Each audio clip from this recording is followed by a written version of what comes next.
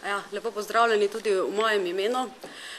Najprej bi rada povedala to, da v prejšnji koaliciji smo si vse skozi izredno prizadevali za družinsko politiko, zato seveda nismo na koncu kot bombončke, ki jih nekako nam zdaj ta koalicija očita, delili malico, zdaj je ta brezplačna, ampak lahko povem, da smo od prvega dneva, ko smo vstopili v koalicijo, delali načrtno na brezplačnosti osnovne šole, potem tudi vrtcev in pa seveda srednje šol. To pomeni, da ta projekt bi lahko rekli, da smo sestavljali kot sladoled.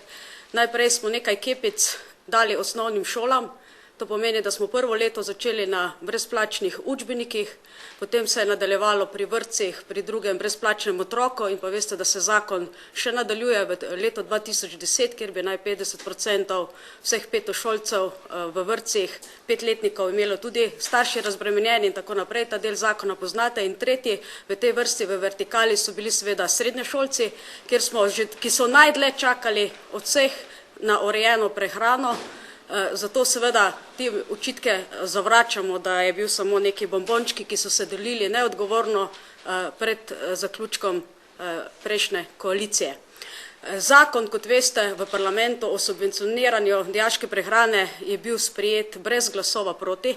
Torej tudi ti, ki sedaj vodijo to vlado, niso glasovali proti temu zakonu, kljub temu, da so bile razprave, kot sami veste, v parlamentu zelo zanimive.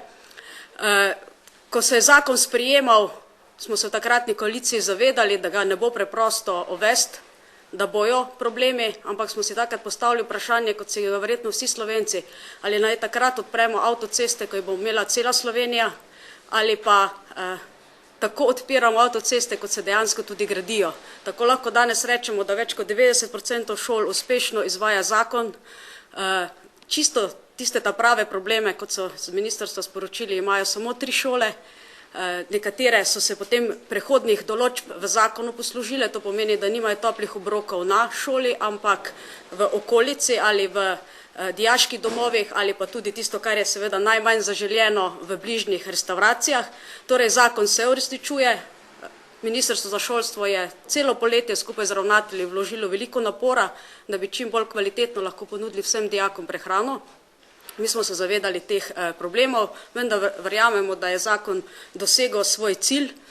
Zato smo seveda zdaj zelo presenečeni nad predlogom ministra za šolstvo, da bi prehrano za dijake ukinil in ta denar dal za vrtce, ali pa celo izjavami državne sekretarke na Ministrstvu za finance, ki ima še bolj grobo varianto, da bi dejansko tudi drugega brezplačnega otroka ukinila. Tako se vidi, da ta koalicija v bistvu nima jasne vizije, kaj bi sploh rada delala in kaj bi rada dosegla. Mislimo, da je ta zakon v težkih časih o subvencioniranju prehrane in drugem brezplačnem otroku pravzaprav še toliko bolj potreben, ker je ciljno zelo usmerjen. Ne samo tisto, kar smo v zakonu napisali, da gre za zdravo prehranjevanje, da se te navade počasi uvajajo pri dijakih, ker vemo, da glih tukaj mlado generacijo zgubimo. V osnovni šoli je prehrana urejena, potem pa je problem srednje šole, kjer imajo dijaki zelo velik problem z pravim in zdravim prehranjevanjem, ampak danes dejansko ta zakon tudi ciljno zelo jasno eno populacijo dosega zaradi socialnih stisk, ki v Sloveniji nastajajo. Mislimo, da je ta zakon samo kot pika na i ukrepom, ki jih vlada dela, zato smo seveda v Novi Sloveniji pravzaprav šokirani in začudeni, zakaj vlada želi zakon, ki dejansko pomaga v teh težkih časih držati nad vodo socialno stisko ljudi, želi tako enostransko, brez pravih argumentov, zato, kot pravi gospod Lukšič, ker nekateri nekaj ne pojedo.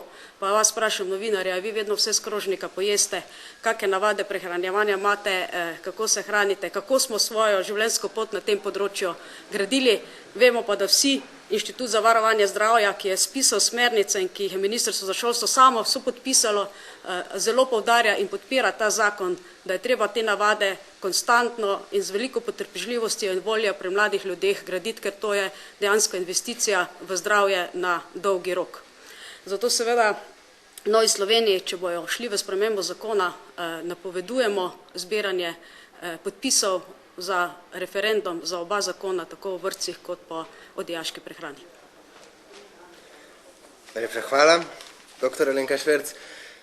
No, poglejte, Mlada Slovenija podmladek Nove Slovenije je edini podmladek v Sloveniji, ki ima ustanovljeno dijaško sekcijo. Se pravi, imamo znotraj podmladka organizirano delovanje dijakov. In prav dijaki so v zadnjem času po teh izjavah ministra dr. Igorja Lukšiča zelo začudeni nad temi izjavami, kajti nekako so se dijaki že navadili na to, da imajo v šoli subvencionirano prehrano, da imajo topel obrok. Mlada Slovenija, podmladek Nove Slovenije, in zato ostro nasprotuje tem trditvam dr. Igorja Lukšiča. In lahko samo to povemo, da se bo Mlada Slovenija, podmladek Nove Slovenije, povezala z dijaško, oziroma se želi povezati z dijaško organizacijo Slovenije, ter tudi študentsko organizacijo Slovenije, ter želimo doseči nek skupen cilj, in sicer, da topel obrok v srednjih šolah tudi naprej ostane. Veste, veliko se gibamo mi mladi tudi med dijaki, srečujemo se na različnih zabavah, družabnih srečanjih in tako naprej. In jih je resnično strah, naše dijake, da bi ostali brez toplega obroka. To bi bil nekakšen absurd in ne moramo si dopustiti, da bi tej temelji, ki jih je naredila prejšnja vlada, da bi se sedaj z eno potezo s komolci porušili. In v Mladi Sloveniji podpiramo vse dejavnosti, da se to prepreči, da topel obrok v dijaških klopeh ostane.